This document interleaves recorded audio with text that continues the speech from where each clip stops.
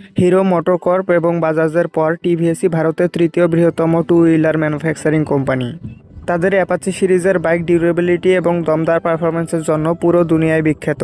কিন্তু আপনি কি জানেন টিভিএসই ভারতের প্রথম মোটরসাইকেল ম্যানুফ্যাকচারিং কোম্পানি হিসেবে তাদের বাইকে ডুয়েল চ্যানেল এবিএস এর মতো ফিচার্স দিয়েছিল? Armed with ABS, the new TVS Apache RTR 180. Racing DNA unleashed. Hello everyone, welcome back to my YouTube channel. এবং আজকের ভিডিওতে আমি আপনাদেরকে জানাবো টিভিএস এর উৎপত্তি যাত্রা এবং বর্তমান অবস্থা সম্পর্কে।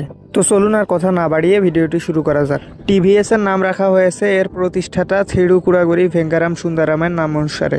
তবে টিভিএস এর ফুল ফর্ম হচ্ছে trust, value and service. TV Sundaram 1911 সালে টিভিএস কোম্পানি প্রতিষ্ঠা করেন একটা বাস সার্ভিসিং করার গ্যারেজ হিসাবে।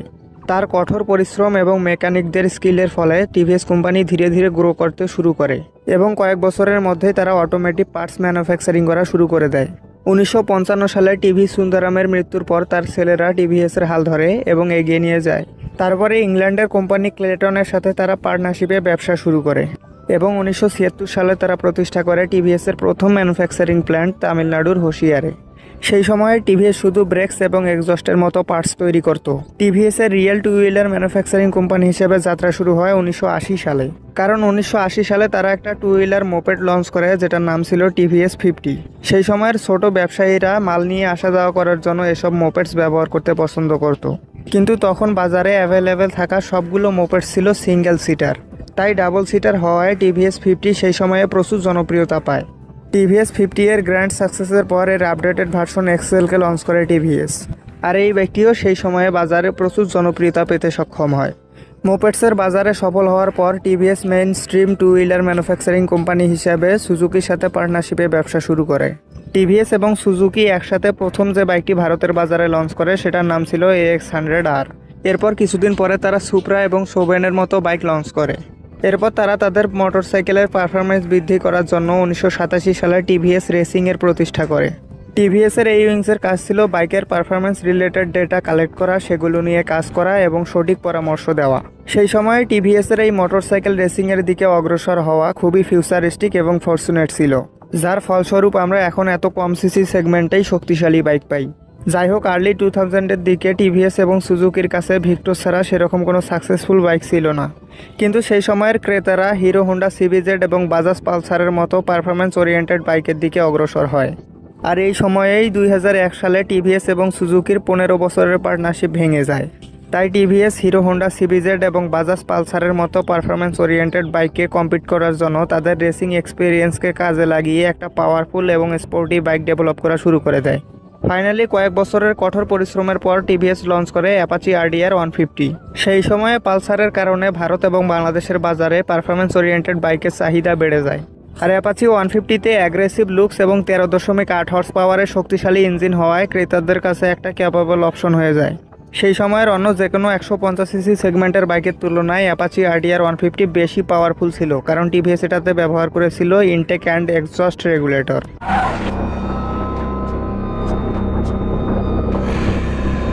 The second law says that the force applied on object causes acceleration.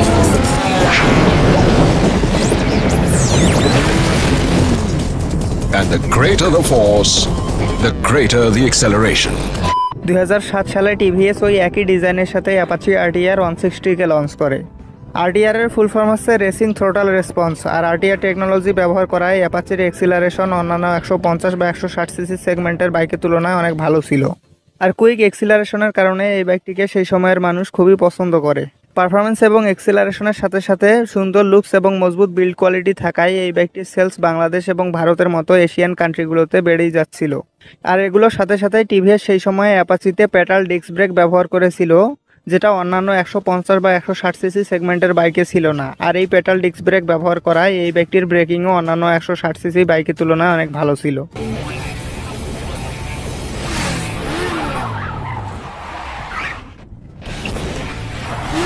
The Roto pedal disc brakes will help you to do stunts that much faster and that much more accurately, which means a lot to me if I had 130 kgs of pure aggression hurling towards me.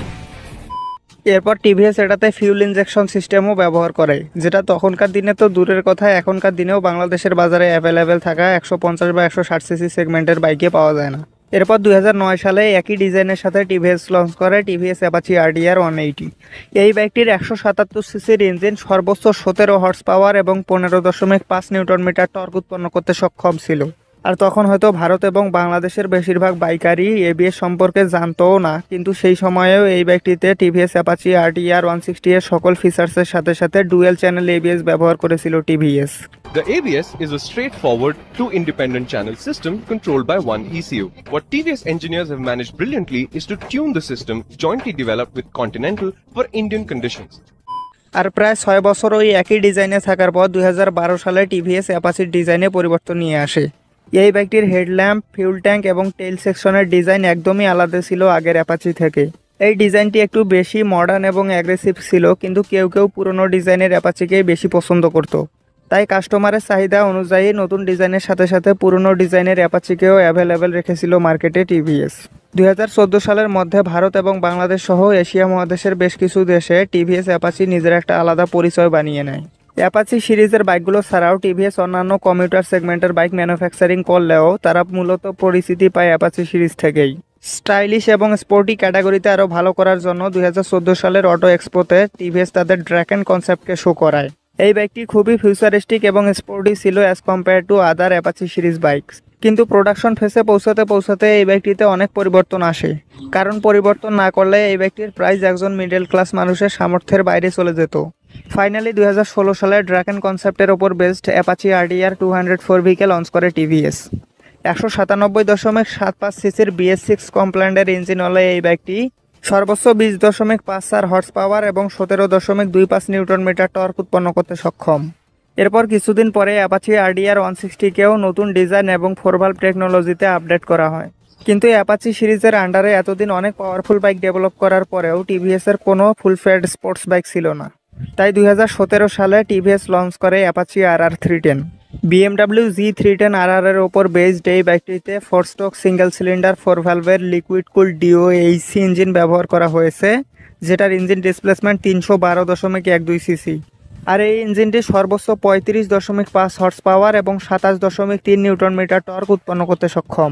Apache RR 310 310 CC সেগমেন্টের one of the most powerful sports bike, আর এই বাইকটির design নেওয়া হয়েছে শার্কের ওপর based. The inspiration for the RR 310 stemmed from the Shark. Powerful হওয়ার সাথে সাথে এই বাইকটিতে অনেকগুলো ইলেকট্রনিক ফিচার্সও রয়েছে, কিন্তু স্পোর্টস ক্যাটাগরির সাথে সাথে নেগেট ক্যাটাগরিতেও টিভিএসের একটা শক্তিশালী বাইক প্রয়োজন ছিল। তাই সেপ্টেম্বর 2023-এ টিভিএস লঞ্চ করে টিভিএসের এখনও পর্যন্ত সবচেয়ে শক্তিশালী এবং features loaded bike TVS Apache RDR 310। 312.2 সিসির শক্তিশালী ইঞ্জিন থাকার পাশাপাশি এই বাইকটি 300 সিসি সেগমেন্টের সবচেয়ে বেশি ফিচার্স লোডেড বাইক। আর ফিচার্সের সাথে সাথে এই বাইকটিতে রয়েছে 5টা রাইডিং মোড, আর এগুলো হচ্ছে urban mode, racing mode, rain mode, track mode এবং সুপার মোটো মোড। আর সবগুলো মোডের মধ্যে সুপার মোটো মোডে বাইক সবচেয়ে বেশি পাওয়ার জেনারেট করে। টিভিএস অ্যাপাচি RDR 310 সম্পর্কে আমি একটা বিস্তারিত ভিডিও তৈরি করেছি, যেটার লিঙ্ক আমি পিন কমেন্টে দিয়ে দেবো।